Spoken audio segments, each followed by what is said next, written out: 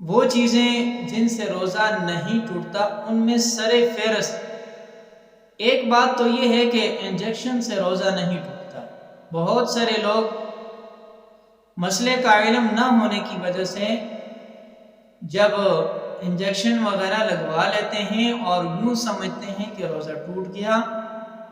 حالانکہ انجیکشن سے روزہ نہیں ٹوٹتا۔ اب دوسری بات یہ بھی سمجھ لیں کہ جس بندے کو اس بات کا علم ہے کہ انجیکشن سے روزہ نہیں ٹوٹتا اور پھر انجیکشن لگوا لیا،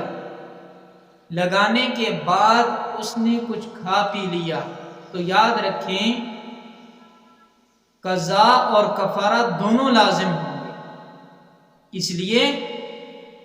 کہ اس کو اس بات کا علم بھی ہے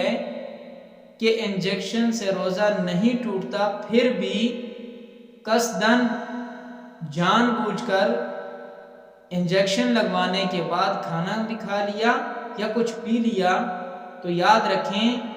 اب یوں سمجھا جائے گا کہ اس نے قصداً روزہ توڑا ہے، اس لیے قضا اور کفارہ دونوں لازم ہوں گے۔ تو بہرحال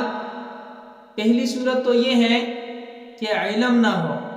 اور علم نہ ہونے کی وجہ سے اگر انجیکشن لگوا لیا اور یوں سمجھا کہ انجیکشن سے روزہ ٹوٹ جاتا ہے اور واقعتاً میں اس کو اس بات کا علم نہیں تھا، یعنی شرعی مسئلے کا علم نہیں تھا، اور اس نے انجیکشن لگوانے کے بعد کچھ کھا پی لیا،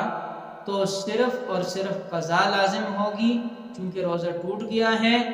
اور کفارہ لازم نہیں ہوگا۔ ہاں، کفارہ اس صورت میں آئے گا جب اس کو مسئلے کا علم تھا کہ انجیکشن سے روزہ نہیں ٹوٹتا، پھر بھی کچھ کھا پی لیا، تو پھر قضا اور کفارہ دونوں لازم ہوں گے۔ اسی کے ساتھ یہ مسئلہ بھی ذہن میں رکھیں